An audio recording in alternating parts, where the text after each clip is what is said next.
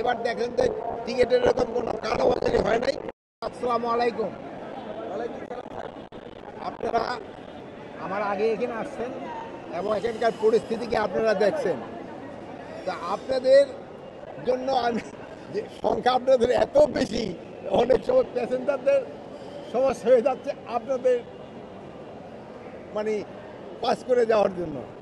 তবে কোনো ধরনের আমার মনে হয় সমস্যা হবে না, যাত্রীরা যেন নির্বিঘ্নে যেতে পারে সব ধরনের প্রস্তুতি নেওয়া হয়েছে এবং আমি আশা করব আল্লাহ দিলে যাত্রীরা নির্বিঘ্নে যেতে পারবে।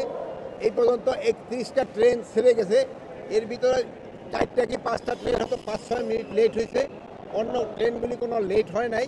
এবং নেক্সট স্টেপ দিকে আরও কতটুকু আছে, আরও 35টা ট্রেন যাবে। এইগুলি আমার মনে হয় আল্লাহ দিলে লেট হবে না, টাইমে চলে যাচ্ছে।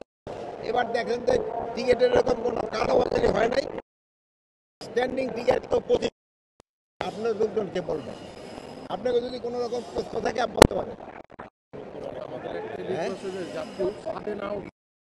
আরেকটা হলো ভাই যেটা বলছে যে যাত্রীরা যেন ছাদে না ওঠে, এই জন্য আমরা যথাসাধ্য চেষ্টা করতেছি, আমাদের আমরা অ্যালাউ করবো না।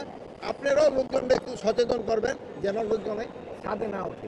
কমলাপুর থেকে না হলেও আমরা দেখেছি বিমানবন্দর থেকে ছাদে ওঠে যাত্রীরা, তো সেক্ষেত্রে কি ব্যবস্থা নেওয়া হবে? ওই বিমানবন্দরে আমরা ইনস্ট্রাকশন দিয়ে দিব ছাদে যাত্রীরা না ওঠে।